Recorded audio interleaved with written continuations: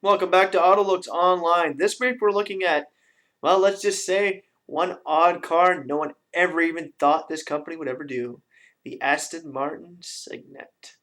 Yes, Aston Martin is now coming out with a city car.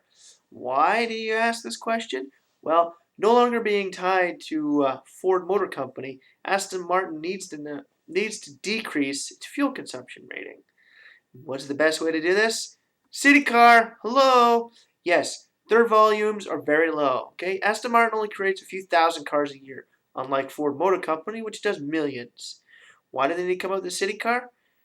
Because of the thousands of cars they make every single year.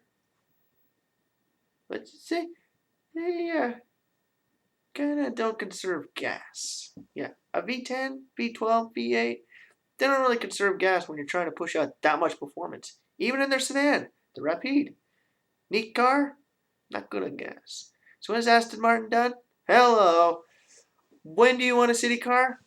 What do you do if you're trying to decrease costs so you can get it on the market, decrease your rating as fast as possible? Hello? Team up with somebody. And who better than to team up with the largest car corporation in the world right now? Toyota Motor Company. Yes, for all you guys out there, GM isn't the world's biggest anymore. Toyota's up there. And Volkswagen's gunning for GM's #2 spot right now. Of course, so is Ford, but I highly doubt that Ford's really going to get there. They can, but they just don't have all the cars anymore. Now, Aston Martin, Cygnet. Oh, where do we start talking about this thing? It is, well, a 2-year-old model by the time it's released. I don't know if anyone remembers about 2 years ago, back in when I did my 2009 best and worst car list, the Toyota IQ. Hello? Yeah. Yeah, you got a good IQ because you're smart, because you're trying to save the world. You know what? The IQ was kind of neat, kind of interesting. Kind of plain Jane, but really neat. The Cygnet? Not that neat. Seriously, when I look at the front of this thing, I still see Toyota. I do not see Aston. I see an Aston grill, an Aston logo, slapped on the front of a Toyota. It's almost like those people that buy BMW style grills and put them on a 2001 Kia Sorento. Hello, if you want the BMW, buy the BMW. Couldn't only afford the Kia? Stick with your damn Kia, okay? I got a Kia. I don't care. I ain't gonna put a BMW grill on the front end of it just so I can see that I'm cool. That's what this car looks like it did. And really, if you've seen the designs when they were working on this thing, they took a Toyota IQ, ripped the front end off, and developed their own. And this is what you get. Happy face grill, oversized, overused amount of chrome for an Aston Martin grill, really big lights. Yeah, they need to be sized down. Yeah, more like the 177 rims. Well, not rims, lights. Well, yeah, they need Aston Martin 177 rims on this thing too. Hello? Those things are worse than the hubcaps I have on my Chevy Malibu. I am not like kidding you. Those things are pretty hideous. No, freaking steel rims I have on my '91 Chevy Cavalier are better than those things. And the crappy aluminum ones I got on my Kia Rio, huh, I still think they look better. They're at least, 5 point. These things, multi-spoke, I can't even tell. I don't know if it's trying to be a 5 point, 4 point, 3 point. I don't know. It's just trying to do something I ain't getting. All right. Okay. One of the biggest problems I found on this front end, okay, the hood grill. Yeah, those hood grills. Looks like you got braces.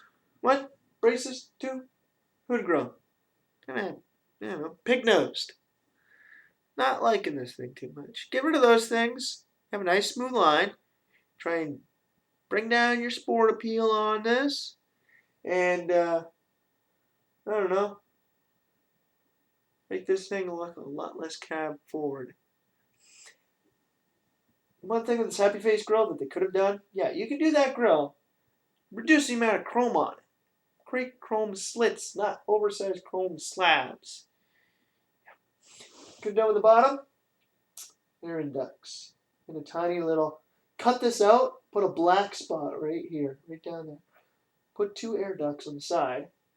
Drop the car a little bit. Give it some more sport rims. Side ducts. I'm not a fan of these things. Cool, blends in, looks a lot better than a Buick. Still not the greatest. Moving on to the back end of this thing. Taillights are kind of cool. Yeah, they're big, oversized bubble lights. But, covered with a chrome slab, paint it white. Phew, you got a neat looking seat. Last time I saw one of these things, sitting on the back of a Honda Civic. Yeah, I don't know if anyone's ever noticed. You look at the back end of the, I can't remember what year it was, but it was a Civic Coupe. Not the newest ones, previous generation. You look at the back end of them, they look like C's when you hit the brake lights. And they actually colored it in. The only problem is, it still looks like one big massive light at the back. But they darkened in the side, or the centers, make it look like a C. Sort of like what they did here. Kind of gives it an evil look. Now this thing's very tall, very boring. Kind of looks like, give me a second here. I've seen a lot of other small cars in the back end like this. I think the Suzuki Swift is one of the first ones that comes to a lot of people's minds. Deck spoiler. I'm not too crazy about this thing. It is round.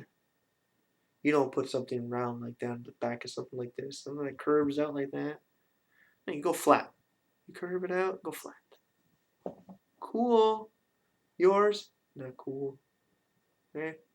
It's nice the fact that they kind of diminish the size of the bumper, kind of bring it down so it doesn't look like the Smart. So, did a decent job there. Those little fog lights they got on the back end there. Cool. Seriously, do away with. I hate those things. They make it look so cheap. I don't care if I was an Aston Martin owner and they sent me this thing. Oh, save the environment. We're sending you one of these. I'd call them up, ask them to send me a Smart. Yeah, seriously. Smart car still looks better than this thing. Sorry to say Aston, but a small, tiny division of Mercedes-Benz builds a car that looks better than yours. Should have spent a little bit more time making it look performance-oriented as opposed to trying to get it on the market. Looks like they were trying to make, almost like an SUV out of this thing. They should have taken headlights off the Lagonda concept, rims off the 177, downsize the grille and darken it so it's like a DBS. Taillights are good. Add some air ducting, almost like that, on a DBS or V12 Volante. And I don't know. You might have the makings of a cool looking Aston Martin car as opposed to a tiny little micro. Oh, Fiat 500. That's what this thing kind of reminds me of. Fiat 500 is cool because that's how the car looked originally. This thing's not that great because it's just copying somebody else. Overall, I'm giving you a 4 out of 10 Aston. Okay, I think I gave you a 6 or an 8 on the Rapide last year. Great looking car. But this year you're getting a 4 out of 10 on your micro car. I am not a fan of this thing. And I'm not paying over and above a Toyota IQ's price for this. I don't care how many luxury features you add into it. To me, the style says it all. For AutoLooks this week, I'm saying, Aston, it's time to wake up and maybe create some cool looking microcar. Or, I don't know, maybe spend a little bit of time trying to bring down your overall fuel ratings on your car. Okay? Thank you for watching, and please send us some comments.